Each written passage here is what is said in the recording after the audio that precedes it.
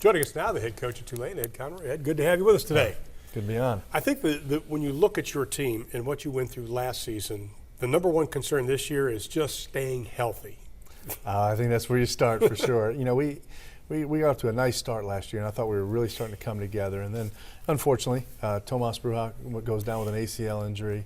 Then we kind of reinvent ourselves for a couple games, and then Kendall Tibbins, a preseason first-team All-League guy a year ago, who was having a great year, goes down with an Achilles tendon injury. And so lost those two guys, and in year two of our program, we just weren't quite deep enough to withstand it as we went through the rigors of conference play. Before we get to the fact that the guys that are returning, let's talk about addressing that depth.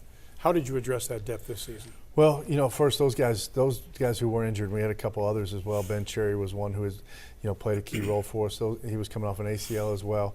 Those guys did a great job with their rehab all summer. Really disciplined and showed great maturity and leadership. And they're back, ready to go 100%. And then we added 4 freshmen to the mix. Yes.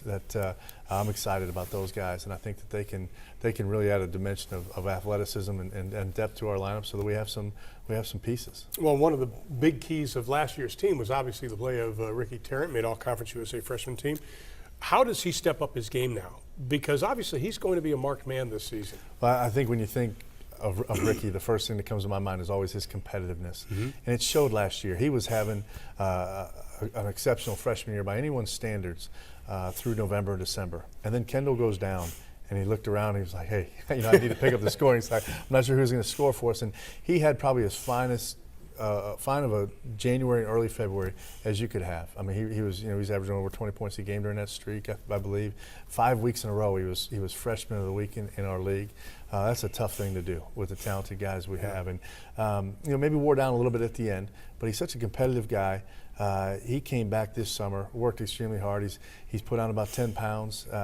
He's improved his game in a lot of different areas. I expect him from a leadership standpoint, a physical maturity standpoint, that we're going to see even a better Ricky Tarrant as a sophomore. How important are these first, not only practices, but also games coming up early on in the season, to get all these new players that were injured, to get them back and all mesh to make the chemistry, good chemistry for your team? Very, very important. And we had thankfully with the new rule, being able to work with our guys in the summer. Right. But then we also took, what you can do once every 4 years, we took a foreign tour with our guys. We went to the Bahamas, and it took the pressure off these guys having to work on their games in the summer. They could focus on the rehab, mm-hmm. knowing that we had those 10 days of practice and then the trip. And so our freshmen are a little bit further advanced because they got to play more minutes maybe than they would have because those guys were injured. So we've seen them and how they react when the lights come on. We have a better feel for them as we enter practice. I'm really excited about these practices and just seeing who's going to step forward and maybe separate themselves from the group. Is there still a bit of unknown though, Coach? Because what happened last year and seeing how everybody meshes this year? I don't think there's any question. I think one thing, we do have some familiar names coming back, which we haven't had the last few years. But really, we have 9 guys that weren't available to us for one reason or another second semester last year, whether it was injury, whether they're incoming freshmen, whether they were red shirts.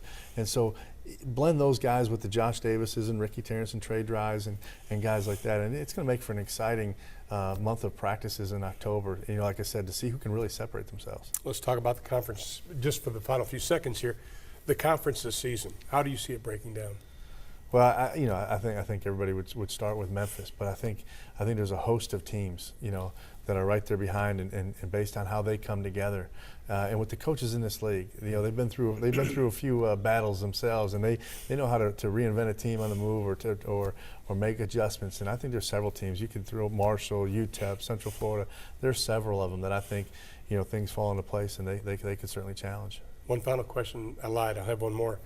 Larry Brown coming into the league. What's that mean to the league? Because we have talked a lot today with a lot of the coaches, and I think if you talk to any announcer, Conference USA is the most underrated conference when it comes to basketball. I don't think there's any question about that. But now you get a Hall of Fame coach coming in here. Does that help the league? Oh, I don't think there's any question, and I do think it's vastly underrated, and I think a big reason for that is the coaches in the league. Mm-hmm. They, and a guy like Coach Brown is, very indicative of the other guys in that, he's put together a lot of different teams and been in a lot of different situations. So, an injury, a situation, a scouting report, he can certainly put some things together and make it an awfully tough game to win. Coach, I hope you guys stay healthy this year and the very best this season. Well, thank you. All right, Coach. Good to see you.